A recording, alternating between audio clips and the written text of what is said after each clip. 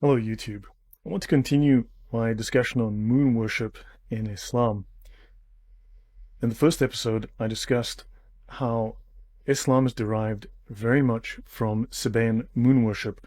The Sabaeans were a pagan tribe living in Yemen.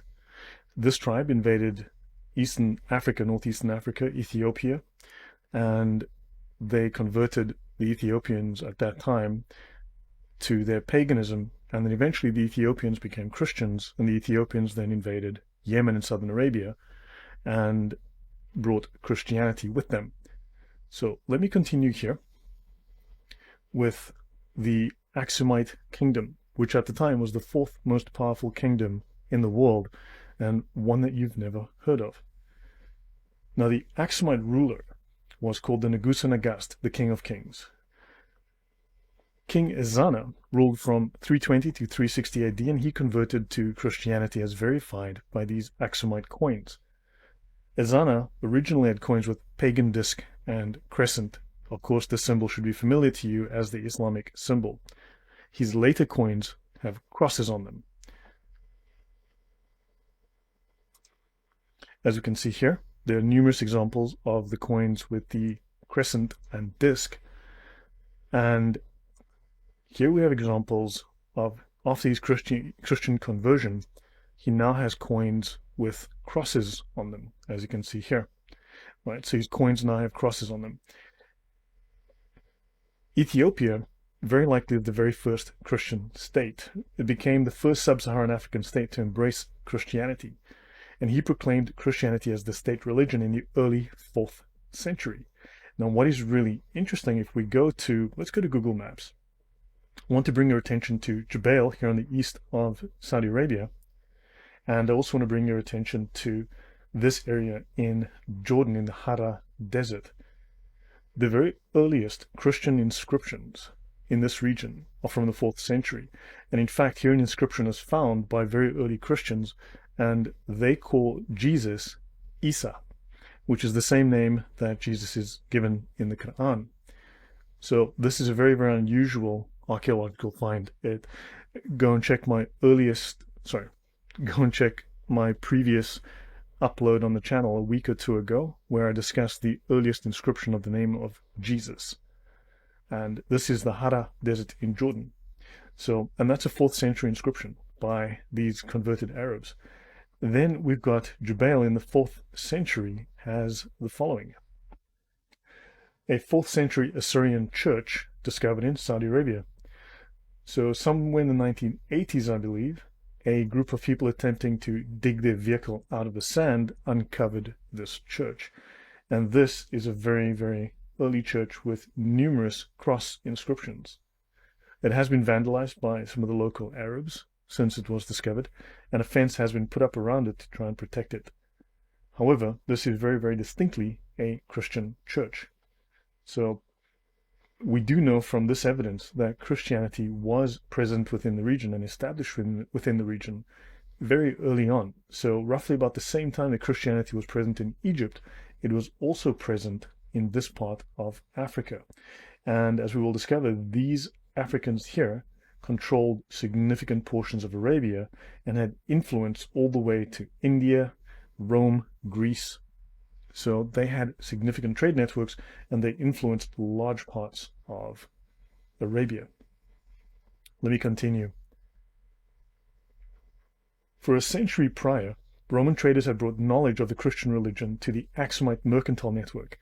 As we will show, and as we have shown, religion and ideas were spread via these mercantile networks. This was how people traveled. Ideas were spread through them. New ideas were collected as they traveled to different regions, brought those ideas back. Those ideas were fashionable at the time, and they became part of the culture where they were brought to, and they influenced those cultures. Now, King Ezana proclaimed Christianity as the state religion in the early 4th century. This is about probably around the 320s. So in the 6th century, the Aksumite king Caleb sent a force across the Red Sea to subdue the Yemenites, dominating Saudi Arabia or southern Arabia for 70 years. The Byzantine emperor supported Aksum largely due to Yemen's persecution of Christians. These Christians were present in Najran. This was a center of pilgrimage for Christians. Notice it is very close to the centers of Sabaean moon worship, the worship of the god called Makkah or Al-Makkah. Right here. This was a major center. Hiran, Al-Mahabisha, is where later we will show this is the original location on the map that the Muslims claim is the earliest location of Mecca. But instead of being up here, it is 720 kilometers to the south in a place called Al-Mahabisha, and the god Makkah is also known as Al-Makkah of Hiran. We'll get into the map in a bit. Right.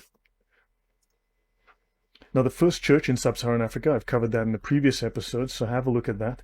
This article is taken from the Smithsonian, and oddly enough, this one also dates to the early 4th century. So now we have two Christian churches in southern Africa and in Arabia, established in the early part of the 4th century. Now, interestingly, the very first hijrah, or migration, in Islam is to Abyssinia, what we call Ethiopia today. So Muslims found refuge in Christian Aksum, this is Ethiopia and Eritrea, in 614 AD. When the apostle saw the affliction of his companions, and that though he escaped it because of his standing with Allah and his uncle Abu Talib, he could not protect his apostles. So he said, go to Abyssinia, it is better for you. The king will not tolerate injustice, it is a friendly country. Some very interesting statements there with implications. His companions went to Abyssinia, and this was the first hijrah in Islam, and this is from Ibn Ishaq, page 146. Now, the hijrah is where Muhammad's followers, the Sahaba, fled the persecution of the ruling Quraysh tribe. And the Aksumite king who received them is known in Islamic sources as the Negus and Agast we mentioned earlier, and Ashama bin Abjar. Some of the exiles returned to Mecca and made the 622 hijrah to Medina. With Muhammad, others remained in Abyssinia until they came to Medina in 628. So they remained there for 14 or 15 years. So they stayed there a long time. They were influenced by these Christians in Ethiopia. They would have taken some of those ideas with them. So the hijrah in Islam, this very first hijrah, has a little bit of a propaganda story attached to it. I'm not going to go through all of it, but you can pause here, read this for yourself, or look this up. But notice the Christian king asked if they had with them anything which came from God. Now, of course, when they say God, they mean Allah. They don't mean the Christian God, Jehovah, whom they reject. When Jafar confirmed, the king commanded him to read it. Jafar then recited a passage from the Quran, Surah Maryam, literally the chapter of Mary. When the king heard it, this is the Christian king, he wept and exclaimed, truly, this and what Jesus brought has come from the same source of light. So this and what Jesus brought, the gospel. Notice Jesus is the good news. Jesus did not bring a book called the good news. This is where Islam is making these very subtle corruptions of the Christian message. So Jesus did not bring a book. Jesus was not a librarian. Jesus did not, as he was ascending into heaven, pass out copies of 11 books to the remaining disciples. So the same source of light, interestingly. So they're trying to, of course, make this association, or force this association between Jesus, the gospel, and the Quran. And we know that these are diametrically opposed. Jafar, he replied that they held Jesus to be Allah's servant, his prophet, his spirit, and his word which he cast upon the Virgin Mary. Of course, if you read through the Islamic polemics, if you look at my story on Ibn Qayyim, you'll realize just how they vilify the Christian view of Jesus, they vilify the Bible, they vilify Christianity, and in fact, during that discussion, you will see how the reigning apology of the time, at least the reigning polemics of that period, by the major Islamic apologists and Islamic polemicists, were that Christians would urinate on the benches in church, they would defile themselves, they would defile their place of worship, and that these could not be people who were graced by God if they would urinate, because urination brings damnation. It's unclean. So, yeah, have a look at my story on Ibn Qayyim, Ibn, I-B-N, Q-A-Y-Y-A-M, to learn more about that. Muslim accounts state that upon hearing these words, the Negus declared that Jesus was indeed no more than what he had said, than what Jafar had said. So they are cleverly making it seem as if they align with the Christian story when they completely reject the Christian view of Jesus. He turned to the Muslim and told him, go, for you are safe in my country.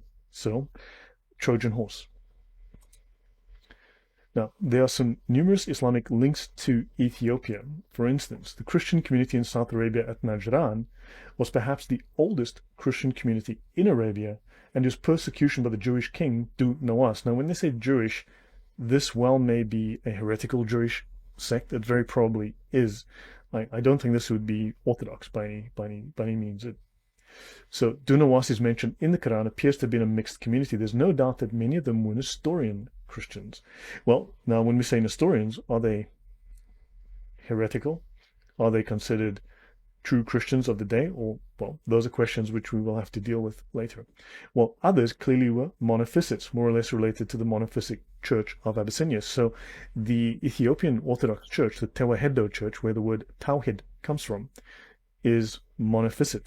Now, back then, there was a divergence. Today, they are accepted as part of the mainstream Orthodox Christianity.